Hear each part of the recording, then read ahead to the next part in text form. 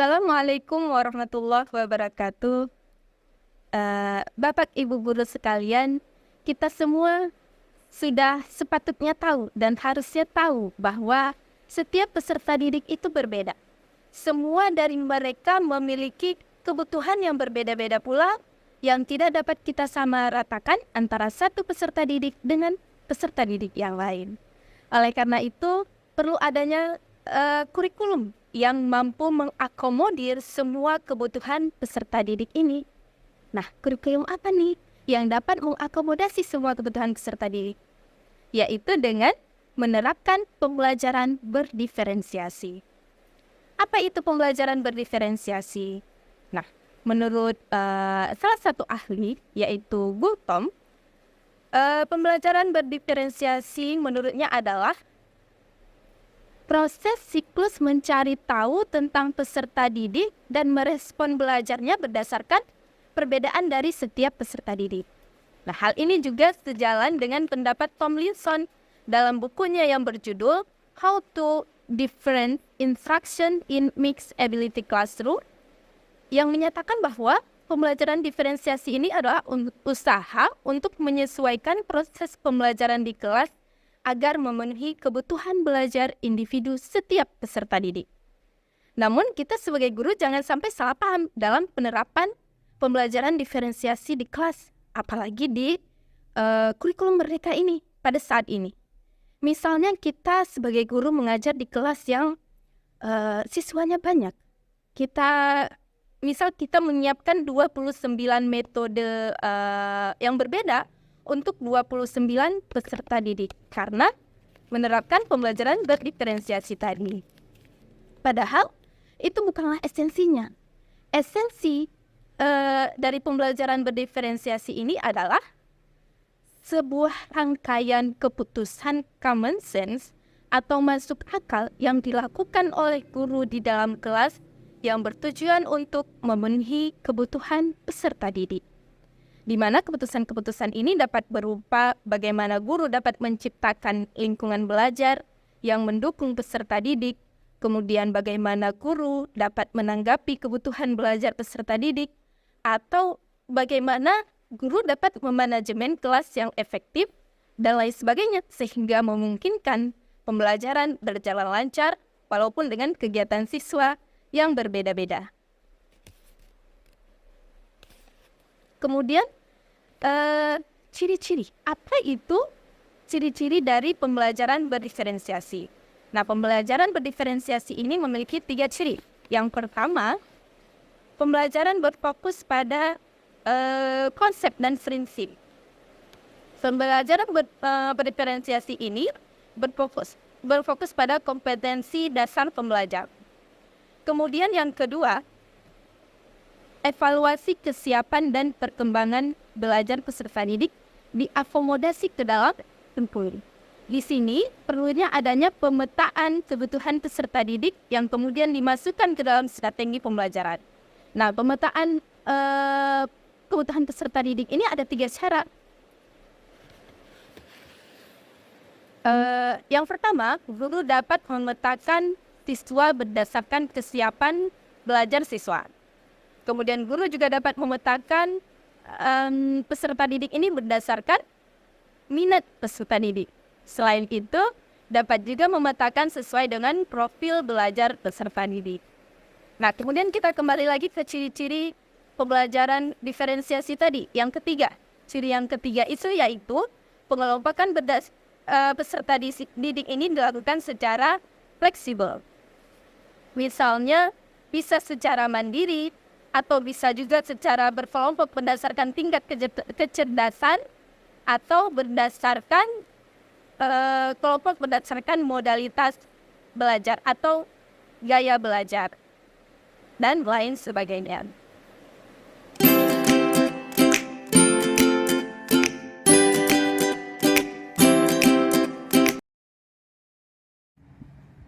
Setelah kita mengetahui apa itu pembelajaran berdiferensiasi, sekarang kita akan membahas apa saja yang menjadi kelebihan serta tantangan-tantangan yang dihadapi guru dalam menerapkan pembelajaran berdiferensiasi di kelas. Menurut Suprayodi, ada beberapa kelebihan dalam menerapkan pembelajaran berdiferensiasi. Yang pertama, dapat memenuhi kebutuhan peserta didik. Dengan menerapkan pembelajaran berdiferensiasi, sangat memungkinkan bagi seorang guru untuk dapat lebih mengenali siswa dalam hal gaya belajar, tingkat pemahaman, dan kebutuhan siswa secara individual, sehingga siswa dapat belajar sesuai dengan kebutuhan dan gayanya masing-masing. Yang kedua, dapat memaksimalkan kualitas pembelajaran peserta didik. Tentu saja, ketika siswa sudah mampu belajar sesuai kebutuhan dan minatnya, siswa akan lebih mampu memperoleh pengetahuan secara maksimal. Yang ketiga, dapat meningkatkan motivasi belajar peserta didik. Dengan penyesuaian pembelajaran terhadap kebutuhan dan minat peserta didik, menjadikan pembelajaran lebih terpusat kepada siswa. Siswa akan lebih termotivasi untuk mengkonstruksikan pengetahuan dan pengalaman yang ia miliki terhadap materi pembelajaran yang diberikan oleh guru. Selaras dengan hal tersebut, maka siswa dapat lebih terlibat dan lebih fokus dalam belajar, dan dapat merelasikan atau menghubungkan pembelajarannya dengan kehidupan nyata. Selanjutnya, dapat mengasah self-management skill peserta didik, yaitu kemampuan seseorang untuk mengatur dirinya sendiri dan mengidentifikasi langkah-langkah serta strategi yang perlu diambil dalam mencapai suatu target tertentu. Dengan menerapkan pembelajaran berdiferensiasi, guru dapat mendorong siswa untuk mengembangkan kemampuan berpikir kritisnya dalam menyelesaikan permasalahan. Dan yang terakhir, dapat meningkatkan prestasi peserta didik. Dengan pendekatan pembelajaran yang disesuaikan dengan kebutuhan peserta didik, dapat dipastikan pembelajaran berdiferensiasi ini akan meningkatkan prestasi akademis siswa secara menyeluruh, di mana salah satu harapan atau tujuan dari pembelajaran ini adalah akan adanya output atau produk yang benar-benar mewakili minat siswa. Pembelajaran berdiferensiasi ini bisa saja menjadi suatu pendekatan yang sangat bermanfaat bagi guru dan siswa. Namun, tetap saja akan ada tantangan-tantangan yang dihadapi guru dalam menerapkannya di kelas. Yang pertama, guru harus melakukan persiapan ekstra dan manajemen waktu yang tepat. Dengan menerapkan pembelajaran berdiferensiasi, guru sebelumnya harus menyiapkan rancangan pembelajaran yang tepat sasaran yang disesuaikan dengan kebutuhan peserta didik di kelas. Dimulai dengan mengidentifikasi siswa dengan melakukan tes awal yang komprehensif dan mengamati siswa secara cermat. Selain itu, guru juga harus menyiapkan sumber belajar, media belajar, dan lain-lain, termasuk asesmen pembelajaran yang harus disesuaikan dengan alokasi waktu belajar. Yang kedua, guru harus memiliki manajemen skill yang baik. Dalam hal ini, guru harus memiliki cara-cara tersendiri atau trik-trik khusus dalam mengatur kelas ataupun dalam menghadapi setiap permasalahan yang mungkin akan muncul di dalam kelas serta untuk mencapai tujuan yang diharapkan. Yang ketiga, berkolaborasi dengan siswa. Ada baiknya guru dalam merencanakan tujuan pembelajaran harusnya melibatkan siswa, sehingga siswa memiliki tanggung jawab untuk menyelesaikan pembelajarannya. Berikutnya adalah adanya pelatihan atau pengembangan profesional. Sudah seyogianya, setiap guru harus mengembangkan kemampuan profesionalnya dalam mengelola dan merancang pembelajaran berdiferensiasi. Dan yang terakhir, adanya perubahan persepsi tentang keberhasilan peserta didik. Dalam pembelajaran berdiferensiasi ini, hasil akhir yang ditampilkan oleh siswa bisa jadi berbeda-beda, sesuai dengan minat siswa itu sendiri. Nah, dalam hal ini, guru harus membantu siswa dan juga orang tua untuk memahami bahwa hasil akhir belajar siswa bukanlah hanya nilai semata, melainkan pembelajaran yang lebih dalam serta pengetahuan yang kuat. Pembelajaran berdiferensiasi ini mungkin saja belum familiar dengan peserta didik. Bisa saja peserta didik lebih merasa akrab dengan metode konvensional atau metode ceramah yang selama ini diterapkan oleh guru. Maka dari itu sudah seharusnya guru perlu membantu siswa untuk merasa aman dan nyaman dalam menerima sesuatu yang baru dalam kegiatan belajarnya.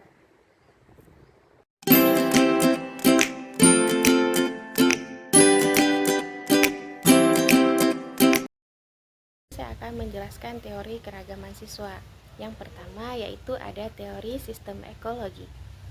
Teori ini dikemukakan oleh Born van Brenner, di mana beliau berpendapat bahwa perkembangan individu atau perkembangan anak itu dipengaruhi oleh sistem lingkungan yang saling berhubungan, dimulai dari lingkungan sekitar, misalnya keluarga, dan diikuti oleh struktur masyarakat yang lebih luas, misalnya budaya. Dalam teori sistem ekologi ini akan mencakup 5 komponen. Yang pertama ada mikrosistem, lalu ada mesosistem, kemudian ada eksosistem, lalu ada makrosistem, dan yang terakhir ada kronosistem. Mikrosistem merupakan tahapan pertama di mana semua hal akan langsung berinteraksi dengan anak di lingkungan terdekatnya. Contohnya seperti orang tua, saudara kandung, guru, dan teman sebaya di sekolah. Kedua, itu ada mesosistem. Mesosistem ini merupakan interaksi antara individu yang ada di dalam mikrosistem si anak. Contohnya interaksi antara orang tua anak dan juga guru si anak di sekolah. Yang ketiga ada eksosistem. Di sini si anak tidak akan terlibat secara langsung dengan lingkungannya dan juga tidak akan mendapatkan pengalamannya sendiri, namun tetap akan berpengaruh pada perkembangan si anak. Contohnya tempat kerja orang tua, juga teman dekat dari orang tua. Yang keempat ada makrosistem. Makrosistem merupakan komponen dari teori sistem ekologi yang berfokus pada pengaruh yang akan ditimbulkan oleh elemen budaya terhadap perkembangan si anak. Contohnya status sosial ekonomi serta etnis yang ada di sekitar si anak. Yang terakhir ada kronosistem. Di dalam komponen teori sistem ekologi yang terakhir ini, waktu serta peristiwa-peristiwa besar yang terjadi pada kehidupan si anak akan sangat berpengaruh pada perkembangannya. Peristiwa-peristiwa yang terjadi tersebut bisa berupa peristiwa positif maupun peristiwa negatif. Contoh peristiwa positif yang terjadi pada kehidupan si anak seperti ketika si anak mendapatkan penghargaan ataupun mendapatkan apresiasi dari lingkungannya. Sedangkan contoh peristiwa negatif yang terjadi pada kehidupan si anak, contohnya misalnya ketika terjadi perceraian orang tua atau ketika teman sebaya atau teman dekatnya meninggal dunia dan lain sebagainya. Kesimpulan yang bisa saya ambil dari teori sistem ekologi ini adalah bahwa teori ini akan sangat membantu dalam pembentukan karakter si anak. Karakter yang dimaksud di sini adalah watak, budi pekerti, serta akhlak dari si anak. Semakin baik interaksi yang diperoleh atau dialami si anak dengan lingkungannya, maka akan semakin positif pula hubungan timbal balik antara si anak dengan lingkungannya. Baik, saya akan menjelaskan tentang teori multiple intelligences. Dalam bahasa Indonesia, teori ini berartikan kecerdasan majemuk. Nah, teori ini dicetuskan oleh Howard Gardner pada tahun 1993. Beliau adalah seorang psikolog perkembangan dan profesor pendidikan dari Graduate School of Education, Harvard University Amerika Serikat. Beliau mengatakan bahwa inteligensi adalah kemampuan dalam memecahkan masalah dan menghasilkan produk dalam suatu setting yang bermacam-macam dalam dunia nyata.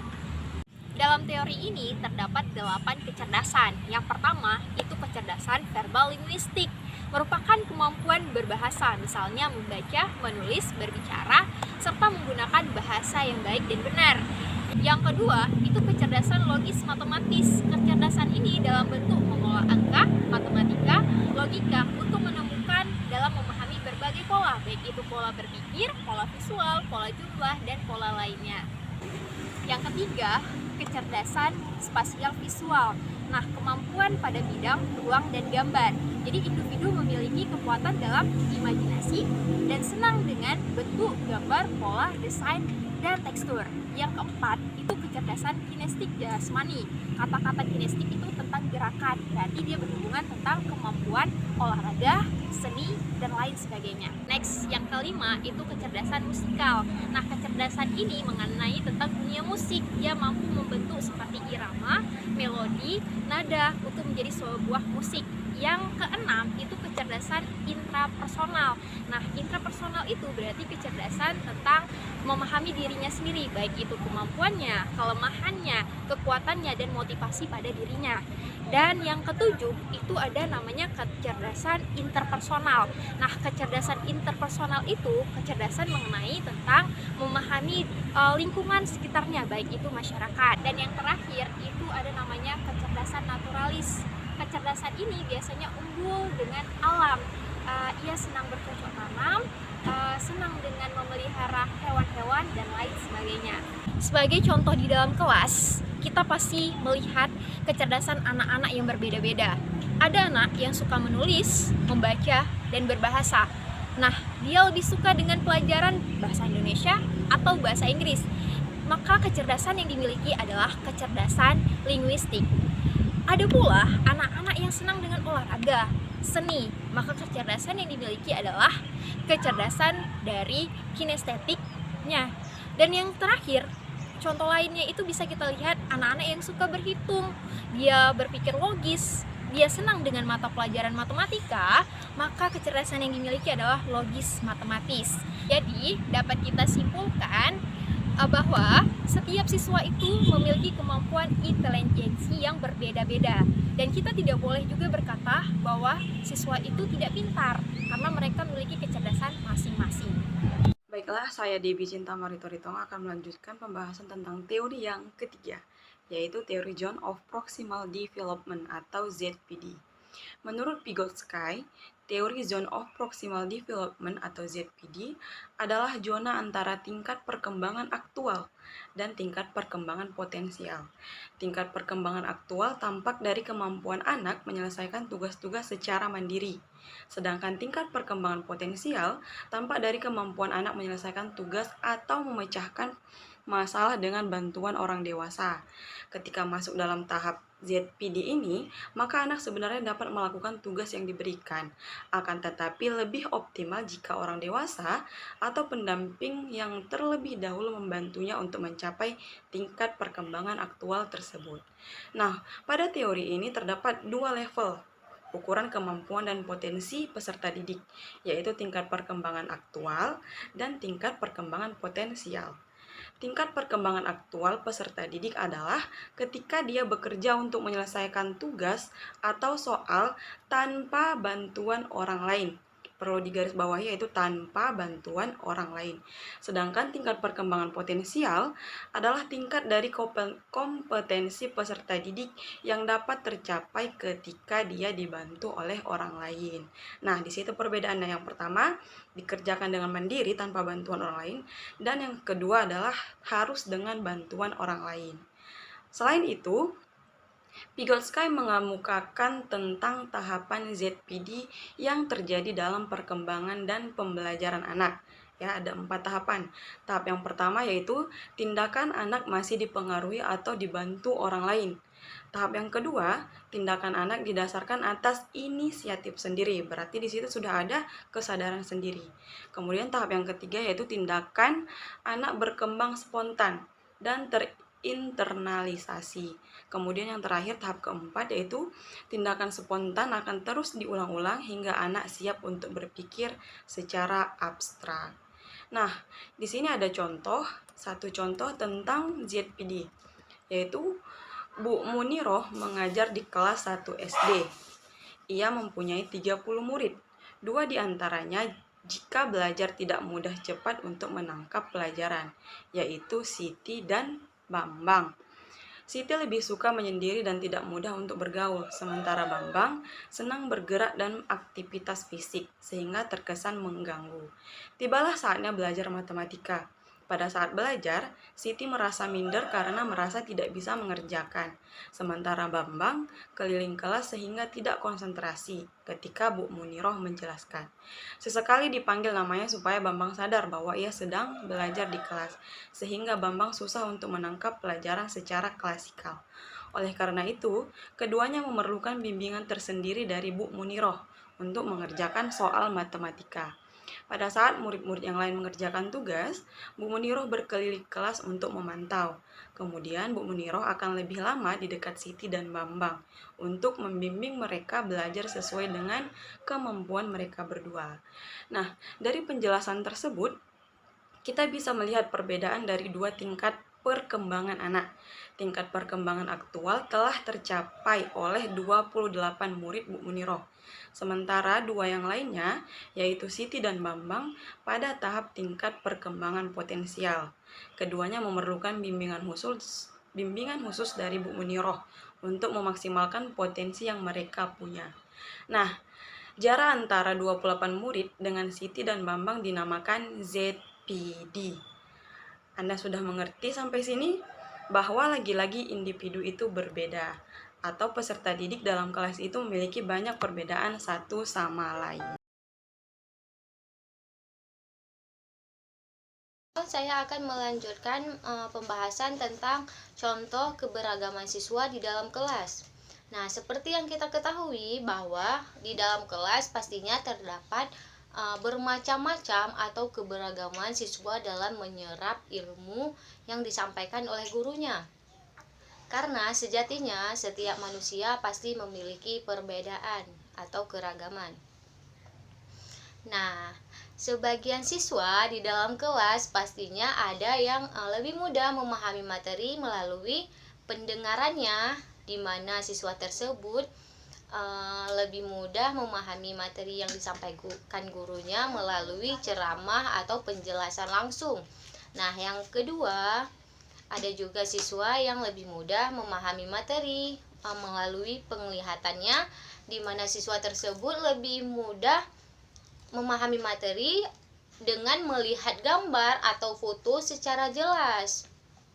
Nah, yang ketiga, ada juga model siswa yang biasanya sambil belajar mereka melakukan kegiatan fisik, yaitu seperti berjalan dan sebagainya.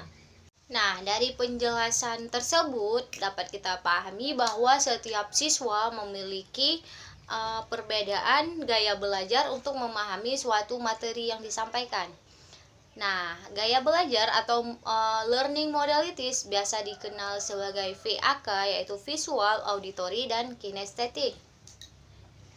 Nah, siswa yang memiliki gaya belajar visual biasanya siswa tersebut menerima informasi lebih mudah melalui gambar, jauh lebih mudah mengingat dengan gambar yang jelas seperti foto dibandingkan dengan penjelasan dari temannya atau tulisan seseorang. Nah, yang kedua yaitu auditory, di mana siswa yang mempunyai gaya belajar auditory menerima informasi lebih mudah melalui pendengarannya, yaitu dengan mendengarkan langsung penjelasan dari gurunya. Nah, biasanya tipe siswa yang memiliki gaya belajar auditory ini lebih suka bertanya dan berdiskusi dengan temannya untuk menyerap dan memahami materi. Nah, yang ketiga yaitu gaya belajar kinestetik, di mana siswa melakukan sesuatu dengan fisik, atau paling tepat kita sebut sebagai belajar sambil melakukan, yaitu learning by doing, baik sebagai aktivitas langsung atau melalui pengalaman atau dengan bergerak sambil berpikir atau belajar. Nah, itulah beberapa gaya belajar yang terjadi di dalam kelas.